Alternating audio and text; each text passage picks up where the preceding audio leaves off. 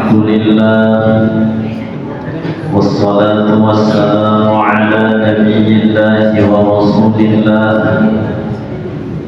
اللهم صل وسلم على سيدنا ومولانا محمد بن عبد الله وعلى آله وصحبه ومن والاه ولا حول ولا قوة إلا بالله أما بعد فقال الله سبحانه وتعالى في القرآن الكريم أعوذ بالله من الشيطان الرجيم بسم الله الرحمن الرحيم يا أيها الذين آمنوا اتقوا الله حق تقاته ولا تموتن إلا وأنتم مسلمون صدق الله العظيم. Yang sama-sama kita hormati Ketua BKM Masjid Ikhwan Muslimin dan semua pengurus yang lain, kita doakan sehat-sehat walafiat. Hormat saya kepada semua Bapak Ibu yang berhadir.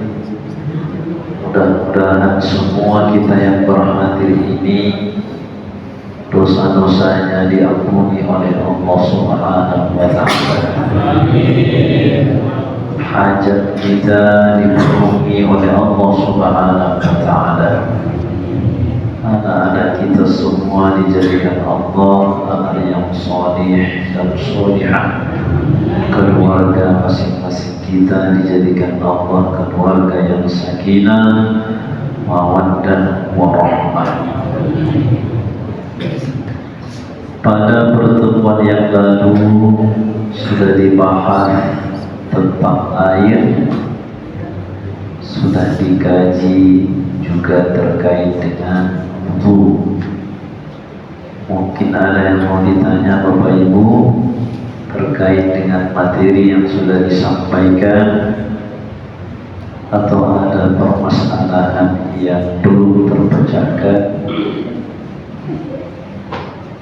namun kepingin mengetahui jawabannya. Silakan Bapak Ibu, ada yang mau ditanya? Ustaz. Ya. Assalamualaikum warahmatullahi wabarakatuh. Mohon izin bertanya Ustaz terkait tentang air pada pertemuan 2 minggu lalu. Jadi pada pertemuan 2 pekan lalu itu kan saya ada ingat itu Ustaz ada mengatakan air mustakmal jika digabungkan sampai 2 kullah maka dia suci dan dapat mensucikan. Nah, pertanyaan saya, bagaimana Ustaz jika kondisinya itu tidak ada wadah yang ukurannya itu dapat menampung air sebanyak 2 kullah? Apakah bisa jika dia itu menggunakan alternatif, misalnya ketika dia ingin bersuci dia langsung dari keran atau dari air yang mengalir langsung gitu, bagaimana Ustaz? Baik. Air secara hukum ada yang suci lagi mensucikan, itulah air mutlak. Kemudian ada air suci bisa digunakan bersuci, yang sama dengan tadi yang disebut dengan bersuci adalah mandi, menghilangkan hadas besar, wudu, menghilangkan hadas kecil.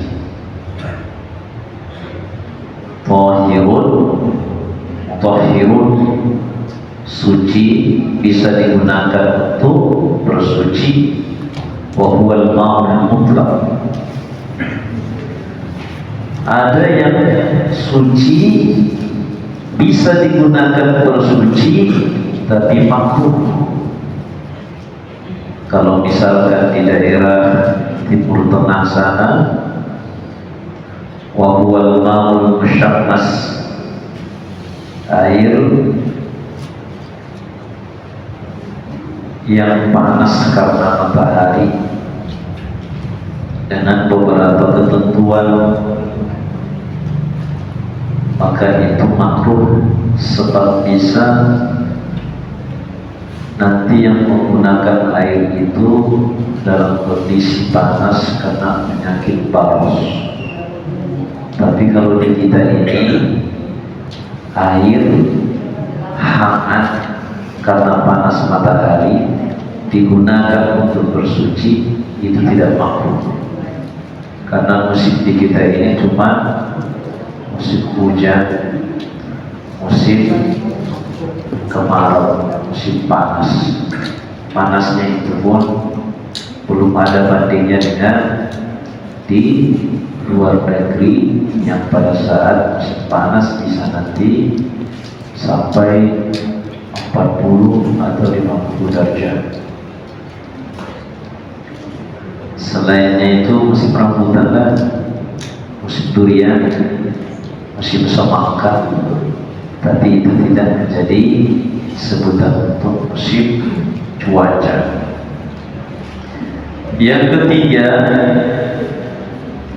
karena dibuka tadi air yang suci mensucikan, ada yang makruh jadi dua, maka yang ketiga air yang suci tapi tidak bisa digunakan bersuci. Air apa itu? Huwal ma'ul qalilul musta'malu fi fardhi taharati kal ghusli wal wudu'i, yaitu air yang digunakan untuk membasuh yang wajib pada saat mandi wajib atau membasuh yang wajib pada saat berwudu. Kalau basuhan sunnah tidak membuat air mustahab. Ini misalkan basuhan pertama selesai, itu yang wajib. Kedua, ketiga, andai kembali airnya ke ember yang tak sampai 2 bulan, itu tidak menjadikan air yang mustahab, hanya yang wajib basuhannya saja. Cuman kalau dibasuh sekali belum kena semua, itu masih diangkat yang kedua basuhan pertama juga.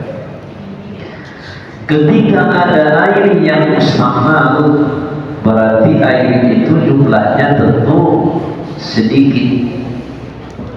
Air mustahmal 1 ember, air mustahmal 1 ember lagi, sehingga air mustahmal yang banyak itu ketika digabung dalam satu bak, dia akan menjadi suci lagi mensucikan. Sekarang yang ditanya tidak ada tempat untuk menggabungkan air tadi. Kalau tidak ada tempat untuk menggabungkan air tadi, airnya tetap itu suci.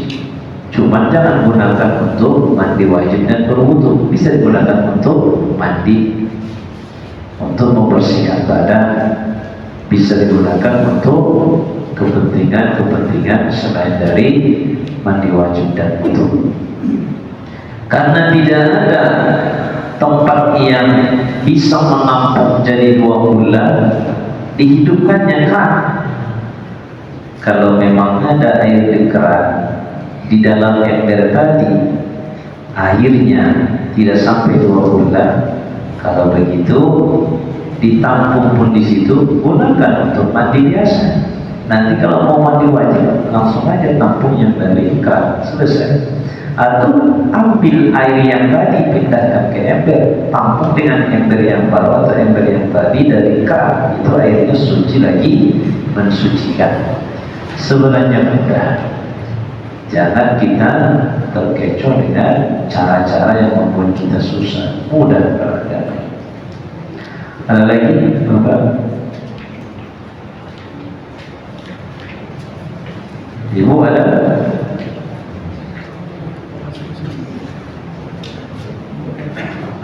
Ada ibu? Kalau tidak ada, maka pembahasan kita malam ini al-ghuslu wa ahkamuhu wa anwa'uhu, mandi, hukum mandi, jenis-jenis mandi yang disebut dalam syariat. Secara bahasa yang dimaksud dengan mandi sailanul ma'i ala syai'i ayyakana, mengalirkan air kepada apapun, itu namanya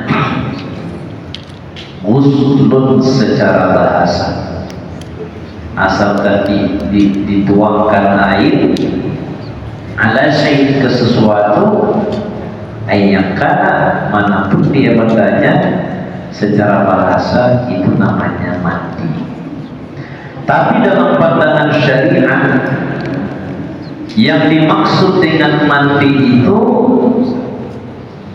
jiryanul ma'i atau jaryanul ma'i alal badani biniyatin makhsusatin, menuangkan air ke badan, menyiramkan air ke badan dengan niat yang tertentu, itulah namanya mandi. Sekarang urusan mandi wajib ini bagi yang semester 7 saja di kampus belum tahu semuanya. Bayangkan,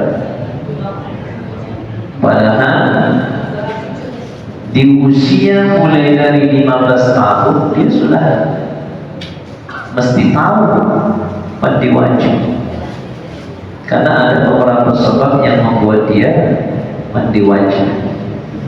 Saya tanya itu semester 7, coba sebut dia mandi wajib. Dia bilang, saya nggak tahu bahasa Arabnya, saya cuma tahu bahasa Indonesia itu saja. Memang sih tidak mesti bahasa Arab, tapi kan menjadi aib kalau misalkan nawaitu ghusla di raf'il hadatsil akbari fardhun lillahi ta'ala, sesingkat itu tak dia dapat. Islamnya ada, Islam, tapi itu pun tak dapat. Disyariatkan mandi itu, al-ghuslu masyru'un, mandi itu disyariatkan, sawa kana lin-nadhafati, baik mandi itu untuk membersihkan diri. Ada orang di jalan raya lewat, dia tercium bau ketiaknya. Ini orang tidak peduli dengan kebersihan, padahal bersih itu abdul syatrul iman, separuh dari iman. Orang yang bersih, hatinya pun nanti dibersihkan oleh Allah. Jangan kotor. Jadi mandi untuk membersihkan badan disyariatkan. Awlirafil hadathi, untuk menghilangkan hadas besar juga disyariatkan. Wasawa kana syartan ibadatin amla, itu nanti dalam pandangan ulama, baik mandi itu sebagai syarat untuk ibadah atau tidak, yang pasti mandi itu disyariatkan. Wa dalla ala mashru'iyyatihi al-kitab was sunnah wal ijma'.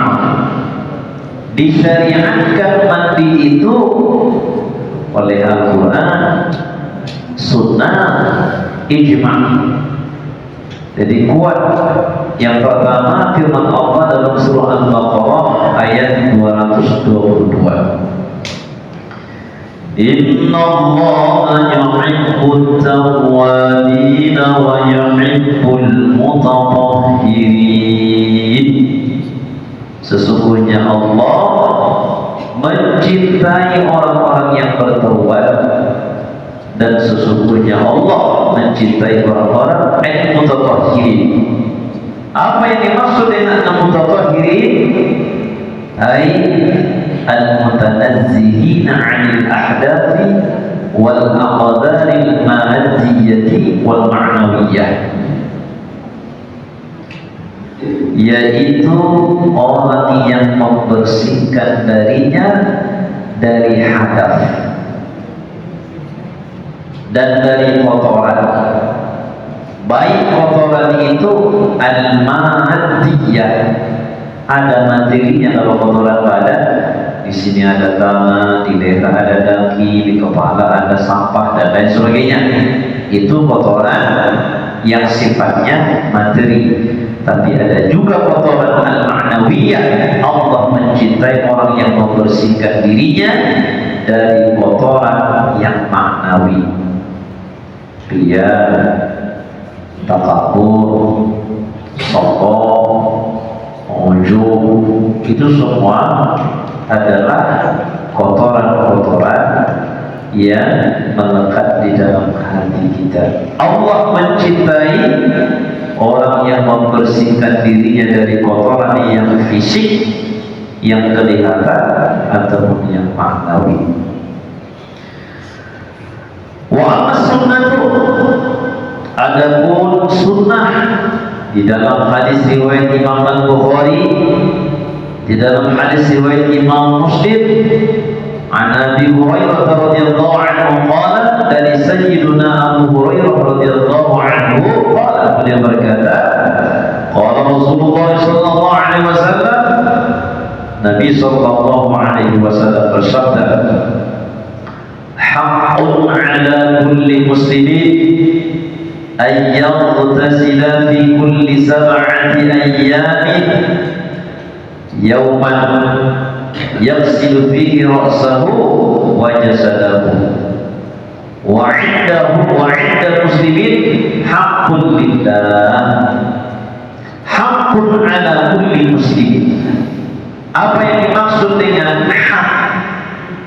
Seorang muslim jangan meninggalkan, berarti menjadi tugas.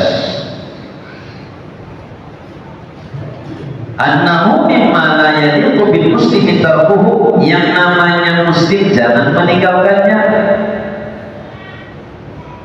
Apa itu? Ayyaghtazila fi kulli sab'ati ayyamin yawman,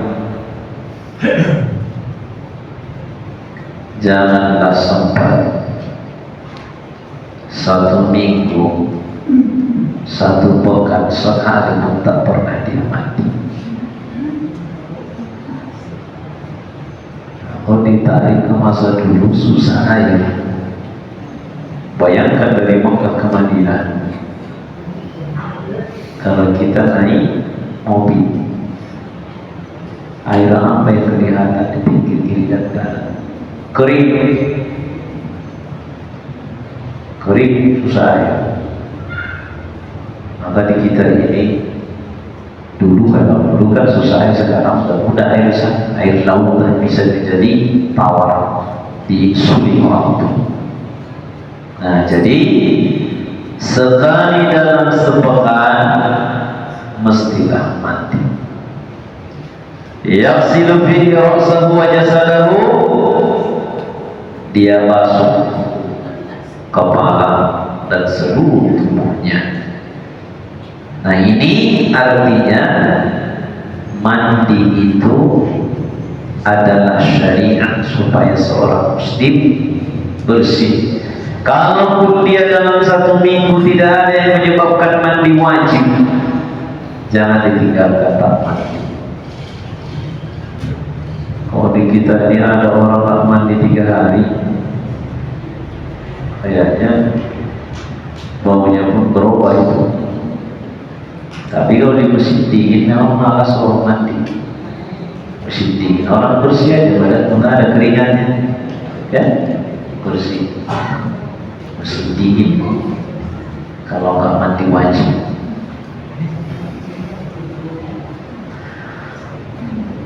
Wa hamalahu ulama ala ghusli yaumil jumu'ah, yang dimaksudkan dalam hadis itu oleh ulama menyebutkan itulah mandi Jumat.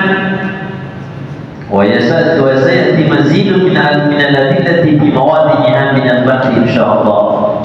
Nanti pada pembahasannya ditampakkan lagi hadis-hadis, tapi ini menunjukkan bahwa dalam hadis ada penetapan bagaimana supaya yang namanya muslim jangan tidak mati. Wa amma ijma', adapun ijma', falaqad ajma'a al-a'immatul mujtahidun ala anna al-ghusla lin-nadhafati mustahabbun. Semua ulama bersepakat, Imam Abu Hanifah, Imam Malik bin Anas, Imam Asy-Syafi'i, Imam Ahmad bin Hanbal, dan juga imam-imam mujtahid yang lain bersepakat ala anna al-ghusla lin-nadhafati, mandi kalau dia tujuannya untuk membersihkan badan, mustahabun, itu sunnah. Wal ghuslu li sihhatil ibadati wajibatun, tapi kalau mandi supaya ibadah itu sah, wajib. Umpama dia sedang berhadas besar, kalau dia berhadas besar berarti wajib dia mandi supaya bisa ibadahnya sah. Wala yu'rafu bi hadzal mukhalif, tidak ada satupun ulama yang diketahui mengingkari syariat mandi. Jadi kalau ada orang saudara mengatakan nggak ada itu mandi wajib, mandi sunnah nggak ada mandi itu dalam syariat, murtad orang itu. Kenapa? Karena dia mengingkari ijma'. Hikmatu masnu'iyyatihi. Sekarang kalau dilihat apa hikmahnya disyariatkan mandi. Yang pertama, husul thawab, supaya dapat pahala. Karena Nabi bersabda, al-tuhuru syatrul iman, riwayat Imam Muslim, bersih itu separuh dari iman. Berarti orang yang mandi, dia sudah mengamalkan hadis Nabi, bersih itu sebagian dari iman, dapat pahala. Satu. Yang kedua, husulun nadhafati, mandi itu orangnya jadi an-nadhafah, bersih. Sesayang-sayangnya suami ke istri, siang dan malam istrinya bau tong sampah, itu suami berpikir dia untuk mencari yang baik. Kalau begini istrinya nggak cocok juga tuh. Tapi kalau dia bersih, masuk suami ke rumah, baunya bau kasturi. Mau tidur, bau parfum yang harum. Kapan si istri dekat dengan suami, suaminya merasakan aroma yang sedap, itu suami hatinya akan tenang, senang dia dengan istrinya. Nah, jadi begitu juga dengan orang. Kemana kita pergi, kalau dilihat orang tampil dengan bersih, orang senang. Kita jalin bisnis dengan seseorang, dia tengok kita dalam kondisinya tidak bersih, apa katanya? Dirinya yang tidak bisa dibersihkan, bagaimana mau berbisnis dengan kita? Kata orang kan batal. Jadi yang kedua, bersih.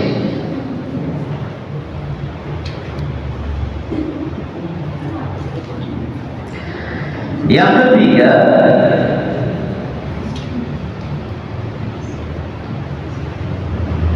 dengan mandi orangnya sehat.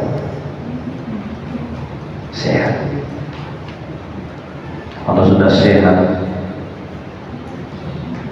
senang, bahagia. Kita Bapak Ibu karena kurang melihat banyak orang yang sakit sehingga sehat itu kita anggap biasa-biasa saja. Kalau kita ke rumah sakit menengok orang-orang yang sakit, bersyukur kita sehat. Maka kata Rasul, sebelum sakit gunakan sehat untuk melakukan ibadah. Baik, kemudian aqsatul ghusli, mandi itu berapa macam? Wal ghuslu qismani, ada dua bagian mandi dalam syariat. Ghuslun mafrudun wa ghuslun mandubun. Satu, mandi yang diwajibkan. Dua, mandi yang disunnahkan. Jadi ada mandi yang wajib, ada mandi yang sunnah. Awalan al-ghuslul mafrud. Yang pertama, mandi yang diwajibkan. Ketika berbicara mandi yang diwajibkan ini, wa huwa alladhi la tasihhul ibadatul muftaqirratu ila tukhrib bidunihi idza wajadat asbabahu. Mandi wajib ini apabila tidak dilakukan, maka ibadah tidak bisa sah dengannya, karena dia masih dalam kondisi kotor. Ibadah yang maksudnya apa? Sholat boleh, masuk masjid, baca Quran. Nah, kecuali nanti ada ibadah-ibadah yang tidak bermasalah dengan hadas besar. Mama puasa, tadi malam dia berhadas besar, terus sampai masuk waktu subuh, terbit fajar masuk puasa, dia belum mandi wajib. Sahkah puasanya? Jawabannya sah, karena Nabi SAW dalam riwayat, di saat malam hari beliau bersama dengan istrinya, sudah masuk waktu subuh, baru kemudian Nabi melaksanakan mandi wajib. Itu tandanya tidak menjadi bermasalah puasa meskipun orangnya dalam kondisi berhadas besar dari malam sampai awal puasa. Tapi kalau sholat tidak bisa. Tentu orang-orang yang diwajibkan mandi ada sebabnya. Sebab itu apabila ada satu di antaranya, atau bisa dua di antaranya, atau bisa tiga di antaranya, maka dia mesti mandi wajib supaya bisa melakukan ibadah yang membutuhkan atau yang menjadi syarat harus suci dari hadas besar.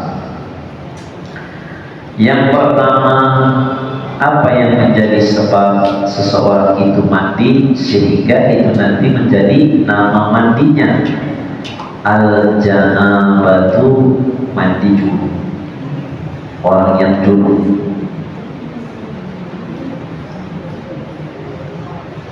Orang yang junub itu gak suci. Apa penyebab dia junub? Min inzalin au jima'in. Bisa si laki-laki mimpi sehingga keluar spermanya, wajib mandi. Atau suami istri melakukan hubungan badan, wajib mandi. Keluar atau tidak sperma si suami apabila dia berhubungan badan, maka wajib mandi. Mana berhubungan badan tak keluar sperma? Ada.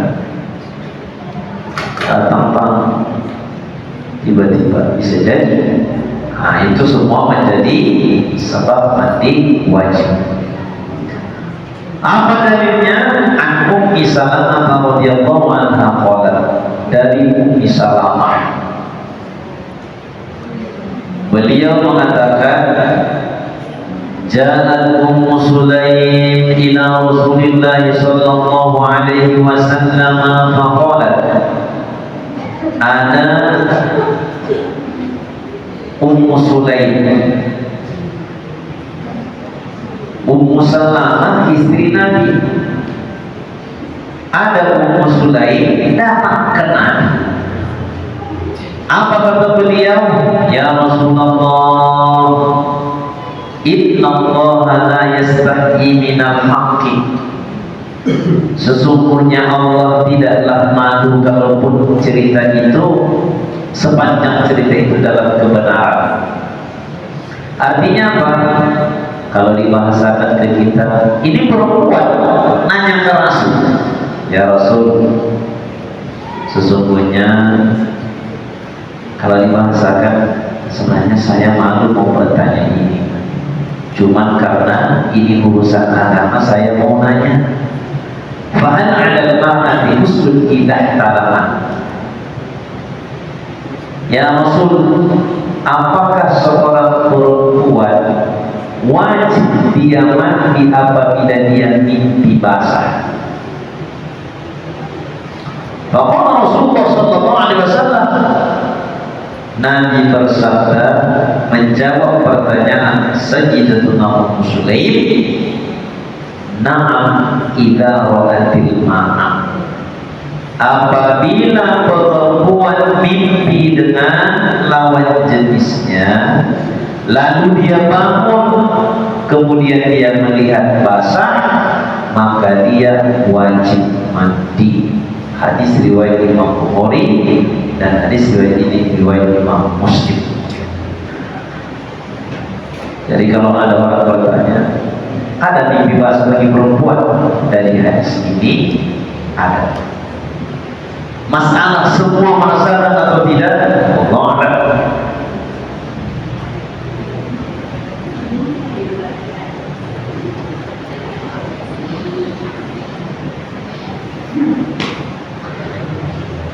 Abu Dawud, ini riwayat Sayyidina Abu Dawud wa ghairuhu an Aisyah, dari Sayyidatuna Aisyah radhiyallahu ta'ala anha qalat, kata Sayyidatuna Aisyah, su'ila Rasulullah sallallahu alaihi wasallam 'anil rajul. Ada pertanyaan kepada Rasul terkait dengan kasus seorang laki-laki. Apa kasusnya? Yajidul balala wa la yadhkuru ihtilama. Bangun dia basah celananya, tapi gak ingat dia mimpi apa. Ada begitu, ya. Dia gak ingat mimpi apapun. Yang pasti begitu bangun dia basah celananya. Inilah ditanya ke sabda Rasul. Maka Rasul menjawab, ya tersih, dia mandi wajib dia mandi. Lalu kasus yang lain ditanya lagi ke Rasul, wa anil rajuli jawab anna qad ihtalama wa la yajidul badal. Kasus yang kedua laki-laki ini, dia cerita, tadi malam saya mimpi. Apa mimpinya? Ketemu saja sama seorang perempuan namanya Siti Nurmantel. Jangan ada namanya disebut orang sini, bahaya tuh. Mimpi dia ketemu dengan perempuan. Tentu kalau mereka bertemu, cerita. Apa ceritanya? Panjang, gak bisa lagi diceritakan cerita mereka ini.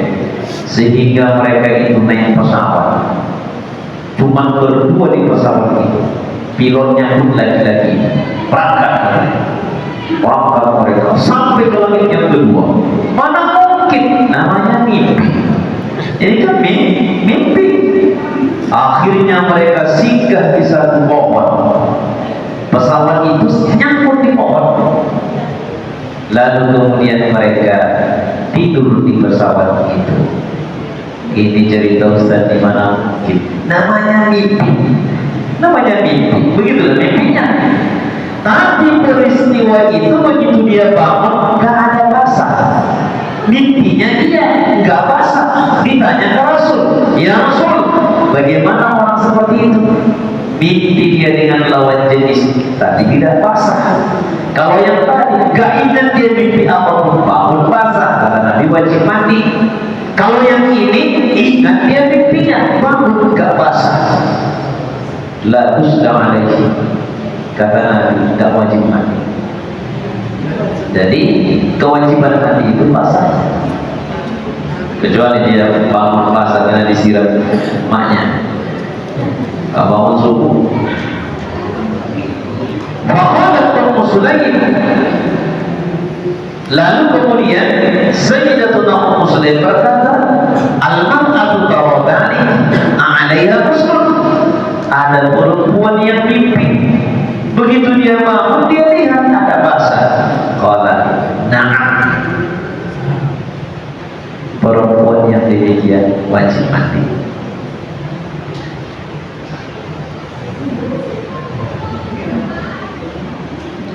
An-nisa'u syaqaiqur rijal.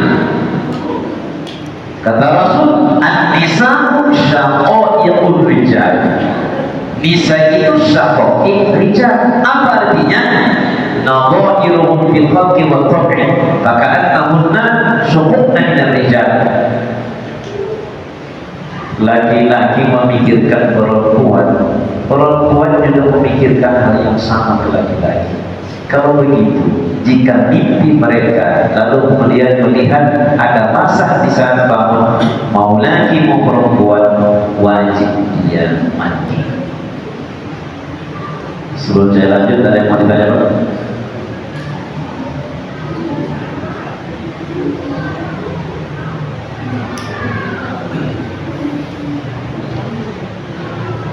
Yang kedua, masih junub, penyebabnya al-jima',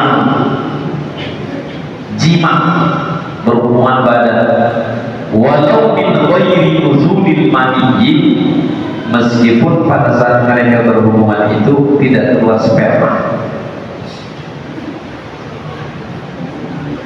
Paham ya semua? Paham ya? Kalau bisa pada saat saya menjelaskan ini, tidur aja semua. Tidur aja supaya handphone aja yang tahu. Nah, mohon maaf, suami istri berhubungan, keluar sperma suaminya atau tidak, wajib mandi. Dengan catatan hasyafahnya itu sudah masuk. Jadi kalau misalkan mereka melakukan hubungan badan, keluar, wajib mandi. Kalau mereka berhubungan badan gak sempat keluar, suami istri kapan saja terserah suami istri. Pas mereka berhubungan,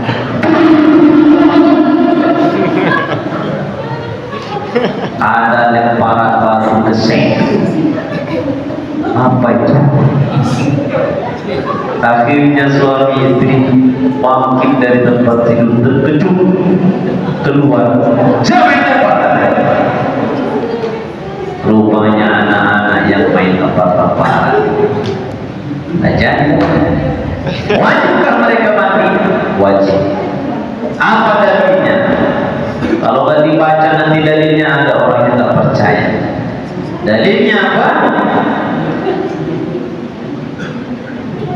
Rawal Bukhari wa Muslimun an Abi Hurairah radhiyallahu anhu an Nabi sallallahu alaihi wasallam qala idza jalasa baina syu'abiha al-arba' thumma jahalaha faqad wajaba alaihi al-ghusl. Wa fi riwayat Muslimin wa illam yuzib. Ini majas yang diucapkan Rasul. Artinya apa? Apabila si suami laki-laki meniduri istrinya, baik dia keluar atau tidak, maka wajiblah mereka berdua mandi. Lalu dalam riwayat Imam Muslim an Aisyah radhiyallahu anha, wa massat khitamu al-khitama faqad wajaba al-ghusl. Ay 'ala ar-rajuli wal mar'ati listirahihima bis-sadad. Si Samsul tak ngerti ya. Kan dia belum menikah. Ya. Nah, tutup mata semuanya. Ukurannya ada dokter di khitannya anak kecil, di khitannya. Begitu di khitannya, kan yang dipotong itu ujungnya, lalu tersingkaplah dia. Yang tersingkap itulah batasnya. Apabila itu sudah hilang, wajib mati. Kalau belum, nggak wajib mati. Suami istri baru dekat, ada lemparan tadi, nggak jadi, nggak wajib mati. Nah, begitu ya. Yang ketawa namanya kita lempar rumahnya pakai. La haula wala quwwata illa billah. Baik, itulah sebabnya untuk yang junub maka orangnya itu wajib mandi. Yang terakhir, ini banyak ibu-ibu yang tak tahu atau mungkin banyak ibu-ibu yang mengabaikan. Wa yahrumu bil janabati al-umur tsaniyah. Ada beberapa hal yang haram dilakukan orang junub. Orang junub yang belum mandi wajib, bisa karena mimpi, bisa karena perhubungan badan. Masuk juga ke sini nanti perempuan yang sedang berhadas besar karena datang bulan, atau dia sedang nifas. Ya, apa itu? Yang pertama, as-salatu fardhu aw naflah. Tidak boleh sholat, baik sholat wajib atau sholat sunnah. La taqrabu as-salata wa antum sukara hatta ta'lamu ma taqulun wa la junuban illa 'abiri sabilin hatta taghtasilu. Orang junub tak boleh sholat. Yang kedua, dari ayat tadi jelas firman sabda Rasul, la tuqbalu sholatu bi ghairi tuhuri. Tidak diterima sholat yang tidak suci orangnya, yakni suci dari hadas kecil ataupun hadas besar. Yang kedua, orang yang junub itu haram dia al-fubil masjid wal julus fihi. Ini al-muqfu namanya. Diam di masjid ini ataupun duduk di masjid tak boleh. Ibu-ibu tak boleh. Yang berhadas besar tidak boleh masuk ke masjid. Amal umur bapak mengkaji mufid, falayahum. Kalau lewat nggak apa-apa. Misalnya ada bapak yang tinggal di sini berhadas besar, belum sempat dia mandi. Dia mau menyeberang ke sini, di situ ditutup, di jalan juga ditutup. Dia mau cepat, padahal dia belum mandi wajib. Dibukanya dan yang masuk dari pintu itu lewat dia ke sini. Ini namanya umur. Itu enggak haram. Berdasarkan ayat wala junuban illa 'abiri sabil. Orang yang junub kalau cuma melintas saja enggak masalah. Yang penting jangan diam. Yang ketiga, nah hadisnya yang tegas begini sabda Nabi, la uhillu al-masjida li haibin wala li junubin. tidak halal bagi wanita yang haid dan bagi laki perempuan yang junub masuk ke dalam masjid. Ya, la uhillal masjidan li haidin, tidak boleh. Kemudian yang ketiga, at-tawafu haula al-ka'bah fardhan aw naflan, tawaf nggak boleh karena dia sama dengan sholat. Sabda Nabi, at-tawafu bil baiti sholatun illa anna Allah ahalla lakum fihi al-kalama faman takallama fala yatakallam illa bi khair. Yang terakhir, yang keempat, haram bagi orang yang berhadas besar tadi qiraatul Qur'an, membaca Al-Quran. Nabi SAW bersabda, la taqrabul haid wa la junubu syai'an min Al-Quran wa lil-haid, dan yang junub tidak boleh membaca Al-Quran. Tapi kalau misalkan ada perempuan yang menghafal Quran, yajuzu bil junubi imrarul Qur'ani ala qalbi min ghairi talaqqub bihi. Kalau dalam hatinya dibaca tak masalah, yang penting jangan dilafalkan. Ya. Kama yajuzu lahu nadhru bil mushaf.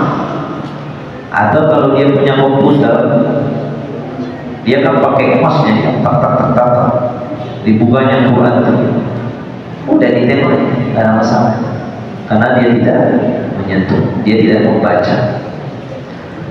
Nah, membaca Quran, menyentuh Quran, membawa Quran, itu semuanya diharamkan bagi orang yang berhadas besar. Mudah-mudahan apa yang dikaji ini bermanfaat bagi semuanya. Subhanallah wa bihamdihi, asyhadu an la ilaha illa anta, astaghfiruka wa atubu ilaik. Alhamdulillah rabbil alamin, wassalatu wassalamu ala asyrafil anbiya'i wal mursalin wa ala alihi wa sahbihi ajma'in. Allahumma ighfir lana dhunubana wa liwalidayna wa li jami'il muslimina wal muslimat bi rahmatika ya arhamar rahimin. Allahumma faqihna fi din wa 'allimna at-tawhid. اللهم اجعل جمعنا هذا جمعا مرحوما وتفرقنا من بعده تفرقا معصوما. اللهم انصرنا وانصر اخواننا المجاهدين في فلسطين واهلك الكفرة والمشركين اعداءك اعداء الدين يا ارحم الراحمين. ربنا آتنا في الدنيا حسنة وفي الآخرة حسنة وقنا عذاب النار. وصلى الله وسلم على سيدنا محمد وعلى آله وصحبه أجمعين والحمد لله رب العالمين. السلام عليكم ورحمة الله.